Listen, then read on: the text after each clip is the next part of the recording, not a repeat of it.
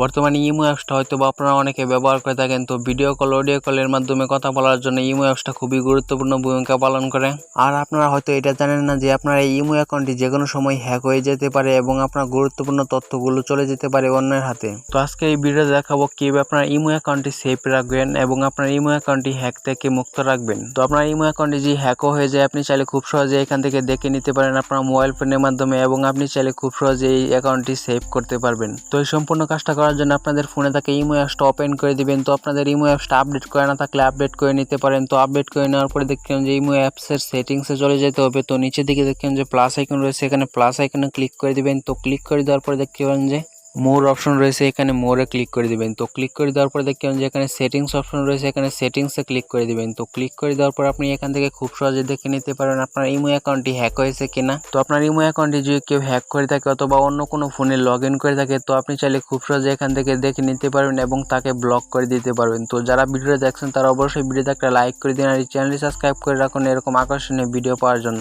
তো এখন এটা চেক করার জন্য এখানে আপনারা দেখবেন যে অ্যাকাউন্ট অ্যান্ড সিকিউরিটি এখানে ক্লিক করে দিবেন। তো ক্লিক করে দেওয়ার পরে আপনার সিকিউরিটিটা চেক করার জন্য এখানে দেখবেন যে ম্যানেজ ডিভাইস, তো এখানে ম্যানেজ ডিভাইসে ক্লিক করে দিবেন। তো ক্লিক করে দেওয়ার পরে এখানে আপনি দেখতে পারেন আপনার এই ইমো অ্যাকাউন্টটি কয়টি ফোনে লগ ইন করা রয়েছে। তো এখান থেকে আপনি চাইলে খুব সহজে দেখে নিতে পারবেন আপনার ইমো অ্যাকাউন্টটি কয়টি ফোনে চলছে। তো আমার এই ইমো অ্যাকাউন্টে আমার 2টা ফোনে চলছে। তো আপনি চাইলে এখান থেকে রিমুভও করে দিতে পারবেন আপনার একটা ফোন। তো রিমুভ করার জন্য এখানে দেখবেন যে আপনি যে ফোনটা রিমুভ করতে চান জাস্ট ওইটাতে ক্লিক করে দিবেন।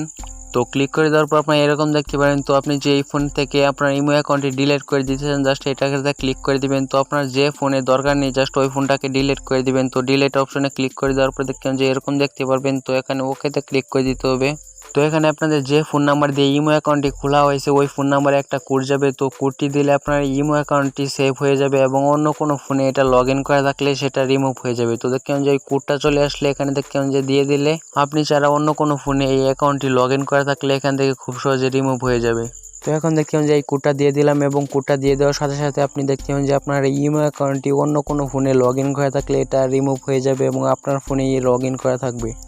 তো দেখলাম যে এখন ডিলিট হয়ে গেছে। তো এইভাবে আপনি চাইলে খুব সহজে আপনার ইমো অ্যাকাউন্টটি দেখে নিতে পারেন আপনার অন্য কোনো ফোনে লগ ইন করা রয়েছে কিনা অথবা অন্য কারো ফোনে লগ ইন করা আছে কিনা। তো এখন দেখলাম যে আমার ইমো অ্যাকাউন্টটি শুধুমাত্র আমার এই ফোনেই লগ ইন করা রয়েছে। তো দেখলাম যে এখানে কারেন্ট অপশন চলে এসেছে। তো দেখলাম যে এখানে ম্যানেজ ডিভাইসে গিয়ে আপনি চাইলে খুব সহজে চেক করে নিতে পারবেন আপনার অন্য কোনো ফোনে লগ ইন করা আছে কিনা এবং আপনি এখান থেকে খুব সহজে চেক করে নিতে পারবেন অন্য কেউ আপনার ইমো অ্যাকাউন্ট ব্যবহার করছে কিনা। তো এইভাবে আপনি চাইলে খুব সহজে দেখে নিতে পারবেন। তো এই ছিল ভিডিওটি যে কিভাবে আপনার ইমো অ্যাকাউন্টটি হ্যাক হয়েছে কিনা চেক করবেন। তো সকলকে ধন্যবাদ ভিডিওটি দেখার জন্য। যারা ভিডিওটি দেখছেন তারা অবশ্যই ভিডিওতে একটা লাইক করে দিন আর এরকম গুরুত্বপূর্ণ ভিডিও পাওয়ার জন্য চ্যানেলটি সাবস্ক্রাইব করে রাখুন এবং পাশে থাকা বেল আইকনটি অন করে রাখুন।